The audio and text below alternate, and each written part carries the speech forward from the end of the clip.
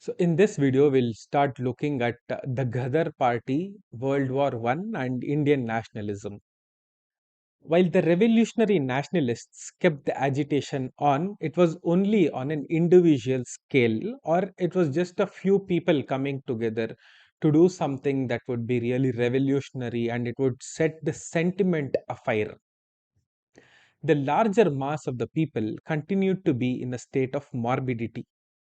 From 1908 to 1914, there were no major movements in the country.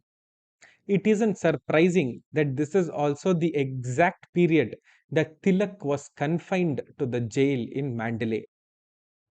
In 1914, the World War I broke out in Europe.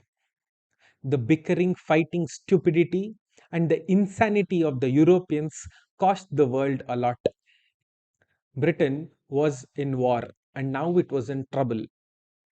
Britain's difficulty was India's opportunity. Two major movements took advantage of this situation. First one, the Ghadar Revolutionaries based out of North America who attempted a violent overthrow of the British rule. Second, the Home Rule League movement by Tilak and Annie Besant who launched a nationwide agitation for securing home rule or Swaraj. The west coast of North America had become home to a number of Punjabi immigrants since 1904. Many of these were land hungry peasants from the districts of Jalandhar and Hoshiarpur in search of a means of survival. Some came straight from their villages, others from Malaya and Fiji. Many of these were ex soldiers whose service in the British Army had taken them to distant lands and had made them aware of the opportunities to be had. Because of the mass immigration, Canada and USA refused entry to most of these people, especially those who came directly from the villages, unfamiliar with the Western ways and manners. Even those who were allowed to stay had to face racial contempt. In addition, they had to face violence and hostility from the white labor unions who resented the competition.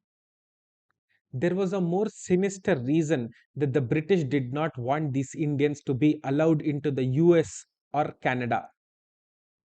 The British did not want Indians to become familiar with the whites, which would invariably happen in America. This was not good for British prestige. It was through prestige alone that they held India, not by force. They were also worried that the Indians would gain access to socialistic ideas and the racial discrimination they would be subjected to in America would become a source of nationalist agitation in India. Both of these points worried the British. Taraknath Das, an Indian student in Vancouver, Canada, started a newspaper called Free Hindustan. He understood the nature of British rule in India and said that British were very interested in the Indians going to Fiji to work as laborers, but they did not want them to come to America where they might be affected by the ideas of liberty. G.D. Kumar set up a Swadesh Sewak home in Vancouver on the lines of India House in London and also began to bring out a Gurumukhi paper called Swadesh Sewak. Gurumukhi is a script. He advocated social reform and also asked Indian troops to rise in revolt against the British. Both Taraknath Das and G.D. Kumar were forced out of Canada. They went to the United India House in Seattle in US. The Indians abroad were neither heard nor were they given an opportunity to speak. The lack of respect and the high handed attitude resulted in the creation of a nationalist consciousness and a feeling of solidarity among the immigrant Indians. This was further amplified by the inability of the immigrant Indians to get the British government in India or in Britain to intercede on their behalf on matters such as the alien law, which practically prohibited immigrants from owning land in the US. The mood of discontent blossomed into a revolutionary movement. Lala Dayal was a political exile from India who taught at the prestigious Stanford University. He did not initially show much interest in the problems of the Indian community in America, but the attack on Hardinge by Raj Bihari Bose and Prafulla Chaki ignited his imagination. It was Lala who issued the Yugantar circular praising the attack on the Viceroy. Hardayal was very clear in the strategy he was about to adopt. Quoting Hardayal, do not fight the Americans, but use the freedom available in the US to fight the British.